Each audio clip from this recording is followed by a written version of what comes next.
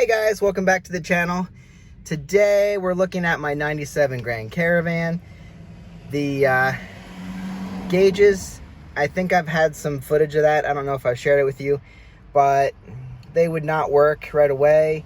They would flicker and flutter once they started warming up, and then they would be fine, so we'd be good. Here recently, the van sat for a little while, and it killed the battery. So I think it's coming from the gauges, because sometimes you turn the key off and they would sit there and just flicker. And I don't know, like they would just flutter a little bit. And I don't know if that was the issue. It just seemed like it probably drained the power on the battery. So took the battery off. It's brand new. Charged it back up, but I figured before I go ahead and put it back on and let it drain the power again, I figured let's put a new gauge set on it. I think these can be repaired. It takes some soldering, and I don't know what I'm gonna see when I get in there. I don't really do that kind of thing either, so probably best to, I bought another set sitting back there in a box. I don't know if the miles from my van are gonna transfer over to that one, but I'm gonna swap in the other gauges and see if they're good.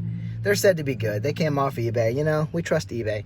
So what we're gonna do is start pulling screws here. Looks like there's a screw here. I think that's an additional screw. I think somebody might have added that. That doesn't look like it would belong there. But anyway, there's a screw down here. Screw down here. There's one, two. There's a third one. So we are going to pull these. I think this has to come off. Then this definitely has to come off. Oh, lower this steering column so it's out of the way. That didn't really go very far. Okay. And then there's going to be more screws, so I'll get this panel off and show you where I'm at.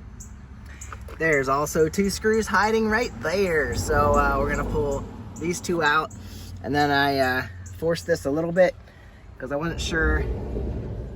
There's a clip right there that hides in right there, and there's no way for me to get to it, so I figured it couldn't be a screw. All right, now that that's down, we do have our parking brake set up right here. Gonna let that alone. We have two screws here.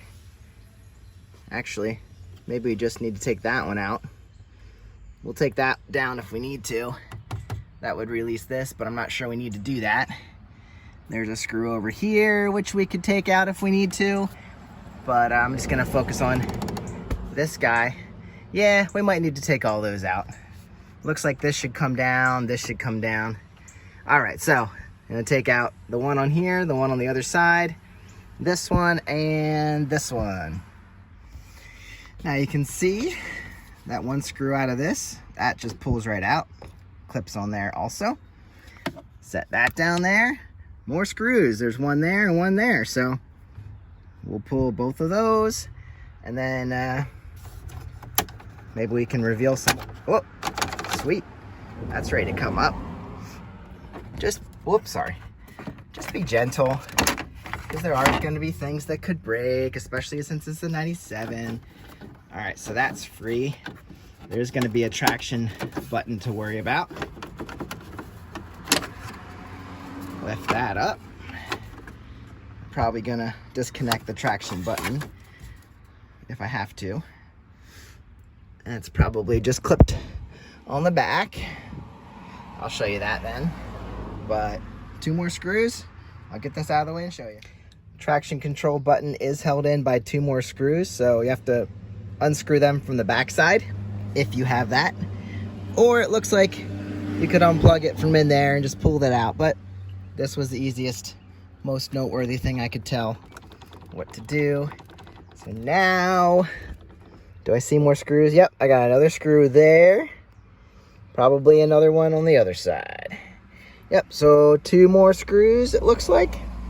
And we could probably lift this whole thing out of here. All right, so I was right. Those two screws down there. Then you just kind of carefully pry around here and the clips will come loose. Be careful, because you'll definitely damage something if you're not. You might damage something if you are careful, but it's all part of it. So now if I want to disconnect this fully, I've got some plugs and stuff, and probably would be best to do that so I can get it completely out of the way. Or not. You know what? I can just kind of push it to the side, and now we can get into our dash.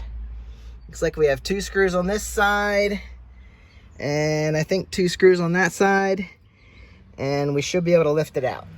All right, both screws on either side, and this thing is free. We can just tilt it forward, and there's gonna be a plug on the back. I don't know how much room I have to squeeze it out. See if I can lift it. I'm not sure. I can do this much, but then I need to be able to pull it past this guy. It's gonna be a little bit difficult, but as you can see, we're free. Let me see if I can get this thing out of here. We are free. I'm sweating because it's hot out here. There you go. I got it free, and you can see this board is a little bit warped here. This is the plug on the back. This little clip is on top. You just have to lift that up a little bit to release the plug there. And actually the plug's upside down now. Oh no, there it is. That little clip locks in there.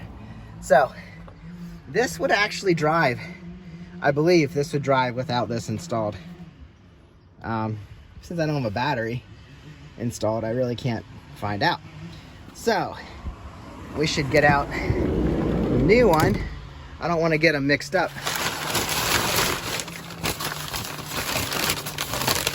But this one supposedly works. Let's hope it does. There it is. Doesn't look much different than the one I took out, except for the gauges are all up. Mine are all down. Actually, do my gauges are all like faded yellow. These gauges are all bright orange. So sweet, maybe this has less miles than mine does.